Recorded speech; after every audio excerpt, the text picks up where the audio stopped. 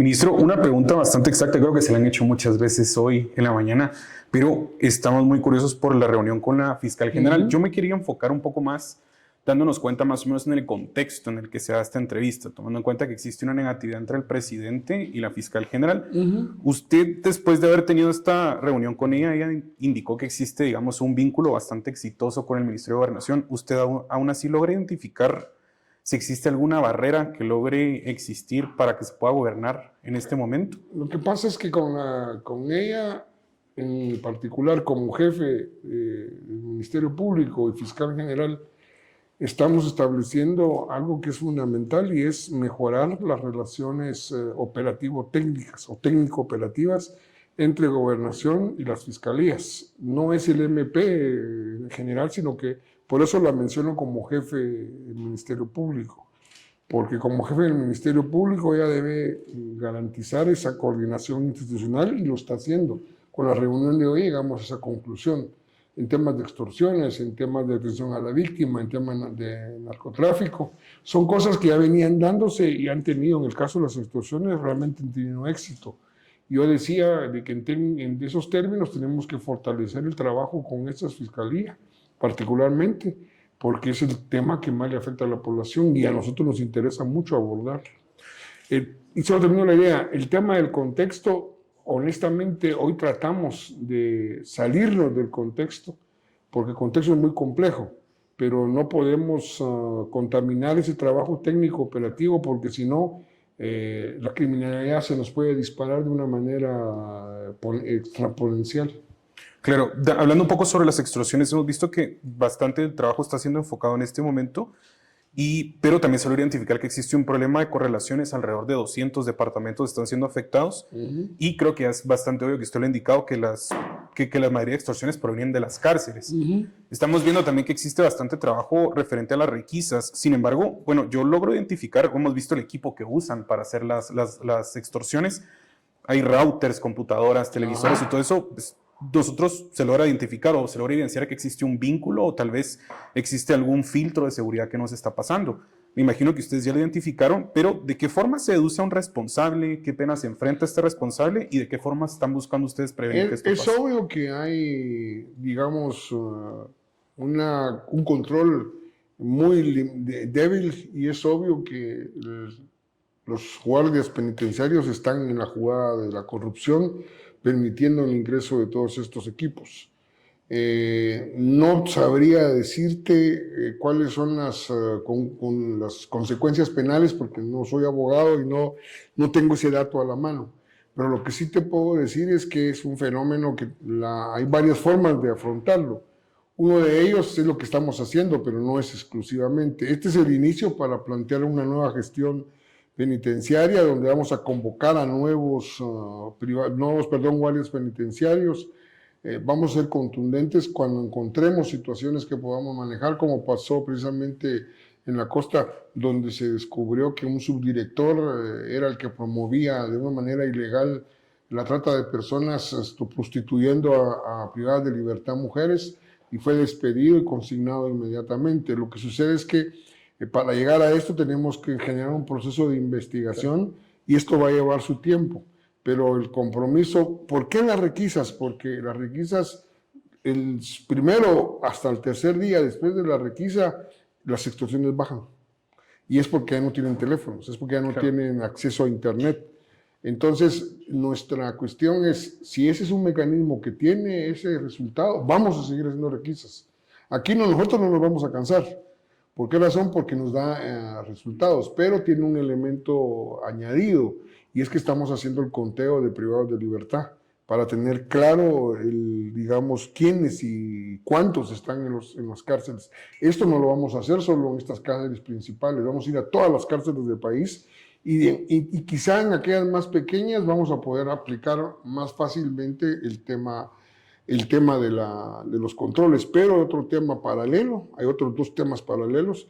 Tenemos que empezar con el proceso de eliminar el hacinamiento que hay en las cárceles, que es parte del problema. Uno de ellos es que vamos a construir una cárcel que ya está en proceso, que dejó el gobierno anterior implementando un préstamo del Banco Centroamericano de Desarrollo, y la planificación de otras cárceles más que nos den por lo menos, al final del gobierno, por lo menos 9,000 plazas nuevas de privados, y donde vamos a hacer una selección de los privados de libertad que más impactan en la criminalidad y tenerlos en esas cárceles. Esta nueva cárcel va a aplicar lo que se llama el nuevo modelo, que es un modelo, digamos, que respeta todas las condiciones de los estándares internacionales con los privados de libertad, pero que tiene un elemento importante, y es el elemento importante de tener un mayor control, mayor, digamos, restricciones de los privados de libertad. Aquí quiero mandar un mensaje a tu público, y es que efectivamente es importante señalar que nosotros vemos la seguridad con respeto a los derechos humanos, pero eso no significa no ser contundentes con la aplicación de la ley. La ley da elementos disciplinarios para los privados de libertad, que no es dañar sus derechos humanos, pero sí limitar su capacidad de acción. Esto no lo ha logrado el Estado guatemalteco y nosotros estamos comprometidos a empezar con este proceso. Gracias, ministro. Una pregunta. Realizamos nosotros en el equipo de Escucha Digital, hay un monitoreo en redes sociales que logra identificar que hay entre 10 y 15 publicaciones diarias bajo la misma narrativa de que la violencia es imparable. La actividad de marimba que se realizó el viernes pasado fue contrastada en muchas ocasiones con un video donde se muestra que en zonas financieras empresariales ha habido incidencia de la comisión de delitos. ¿Cuál considera usted que podría ser el enfoque para eliminar esta percepción que tiene la población a veces mientras se realizan este tipo de actividades comunitarias? En primer lugar, es inevitable que un fenómeno o un hecho criminal afecte a un grupo de personas. Y es inevitable de que haya una secuencia de comunicación en las redes sociales sobre esto, y es inevitable que genere una percepción. ¿Cómo resolver eso? No hay manera de resolverlo, porque a mí ni me pasa por la mente utilizar algún mecanismo de ir bloqueando o de ir limitando eso, no. Claro. La gente puede transmitir lo que quiere, y de paso hago el paréntesis, pueden también grabar a los policías si no hay una acción judicial, es decir, no están en órdenes de captura, cosas por el estilo, pueden grabar al policía cómo se está comportando. Mando ese mensaje porque es un mensaje muy importante para los policías, sobre todo. Cierro el paréntesis. Entonces, si no podemos hacer nada, el único camino que tenemos es seguir trabajando con acciones concretas. Es el único camino, porque la percepción tiene que ser superada con acciones que generen una percepción positiva. Esto no lo podemos resolver de la noche a la mañana. La percepción es percepción, pero para tu público yo le diría, miren, de acuerdo, publiquen lo que tengan que publicar, pero también tengan, digamos, una capacidad de buscar información que les permita decir si efectivamente eso es generalizado o es un caso que se está dando en una circunstancia determinada. Nuestro compromiso es que cada hecho que tengamos conocimiento, tratar de abordarlo con las limitaciones institucionales que encontramos. Tenemos 15 días apenas de haber tomado posesión. Hay muchas limitaciones, pero con esas limitaciones nuestro compromiso es responder. Pero digamos, si las redes publican esto, bueno, hay que tener paciencia y trabajar duro. Claro, gracias, ministro. ¿Usted tiene alguna estrategia para abordar las causas subyacentes de la violencia en el país, tomando en cuenta que hasta el 2022 existían entre 23 y 24 agentes por cada 100,000 habitantes? Aproximadamente un 55% únicamente patrullaba las calles.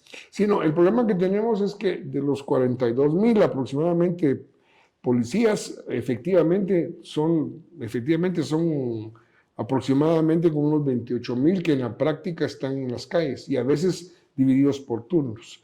Este es un déficit de elementos policiales. A finales de febrero se van a graduar 2,300 nuevos agentes. El compromiso del gobierno del presidente Arévalo y mío es lograr que al final de gobierno subamos en 12,000 el tema, pero digamos materialmente es muy complejo decir que vamos a aumentar de una manera considerable la fuerza policial. Aquí entonces tenemos que apostarle a otros temas que tienen que ver con movilidad, que tiene que ver con capacitación y que tiene que ver también con medidas preventivas para poder ir reduciendo el tema de la violencia y de la delincuencia. El problema también es que hay un tema que sobrepasa nuestras funciones, y es que el factor causal de la violencia también es social, también es cultural, en términos de que nuestro país vive en una circunstancia donde no hemos superado la violencia como mecanismo de solucionar nuestros conflictos, incluso personales. Por eso es que la violencia intrafamiliar es muy fuerte, porque es una manera de resolver un conflicto entre una pareja, por ejemplo, donde está de por medio la violencia. De eso tenemos que hacer un trabajo muy fuerte en prevención, pero también trabajar en el ámbito social, que no es, digamos, nuestra área de competencia.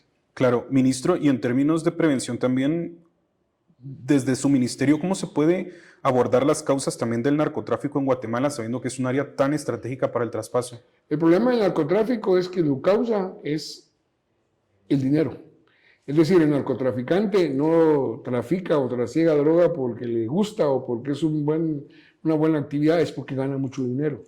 Entonces, tenemos que cambiar el enfoque del abordaje de la criminalidad organizada, tanto narcotráfico como extorsión, tratando de promover normativas que permitan un mayor control del lavado de activos y cómo afectar precisamente el tema económico. En ese sentido, vamos a fortalecer las unidades de lavado de activos. Tanto en Fiscalía estamos pidiendo ese tema como nosotros, comunidad policial, para entrar a ese tema. Si lográramos en el mediano y largo plazo afectar el bolsillo de los narcotraficantes, el tema cambiaría. Ahora, es muy importante entender que el fenómeno tiene dos dimensiones: el trasiego, que es la droga que va para el norte, pero el impacto que tiene, y esa es la segunda cosa, en ese dinero que ganan los que trasiegan, cómo lo utilizan en el país. Algunos lo quieren lavar, pero para lavar necesitan de estructuras criminales y de alguna manera vinculados a negocios del Estado. Es ahí donde la corrupción juega también un papel importante, porque hay muchos grupos de narcotraficantes que quieren negocios con el Estado para poder lavar activos. Entonces tenemos que entrarle a ese tema como Estado, precisamente para poder ir cerrando los espacios a la actividad del narcotráfico. Y el otro tema es que también tenemos que, y por eso las capturas de ayer en la mañana van en esa dirección, también empezar a desmantelar las estructuras que se dedican al narcomenudeo. Porque si bien todavía no es un problema, digamos, endémico en el país como en otras partes del mundo, podemos llegar a eso, y la única cuestión es enfrentar esas estructuras. Y la estructura que ayer se tuvieron 7 detenciones va en esa lógica. Gracias. Para finalizar, ministro, como le mencioné anteriormente, es un canal bastante joven, y también cuando estuvimos haciendo el monitoreo de las preguntas, hay, digamos, hasta el momento un cierto desprecio hacia las fuerzas de seguridad debido a diferentes situaciones, claro, como extorsiones, abuso de autoridad, intimidaciones también.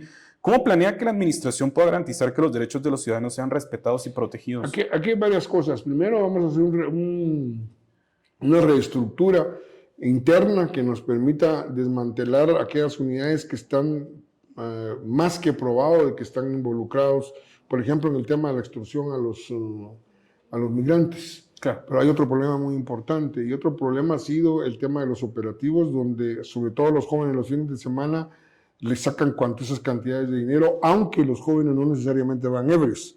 Primero, decir de que si vas a beber, no manejes. O sea, no le des lugar a la gente, a la autoridad, a que te identifiquen con un delito o una falta. Y además hay que ser responsables, porque no solo está en juego la vida de uno, sino que también de otras personas. Es el primer mensaje que yo quiero mandarles. Usen Uber, si van a echarse los tragos, diviértanse, porque no pueden dejar de divertirse, porque es normal. Yo me divertía también, solo que en esa época no había Uber. pero usen el Uber. Pero hay otra cosa, de parte nuestra hay un tema importante. Tenemos la sospecha de que aumentó mucho esto porque hubieron cuotas desde los policías hacia los mandos hacia arriba de corrupción. Solo el hecho que ni el ministro, ni los viceministros, ni el director de la policía, ni los subjefes, que además para nombrarlos pasaron mecanismos de confiabilidad, estén pidiendo dinero, esto debe bajar. Pero vamos a generar todo un mecanismo con inspectoría para precisamente controlar esto. Y un mensaje importante: si tú eres joven, aunque te echen los tragos, aunque hayas cometido una falta, el policía no tiene por qué extorsionarte. Lo peor que te puede hacer es que te lleve a los tribunales y no te vas a quedar preso, no te van a quitar el carro porque la ley no lo permite.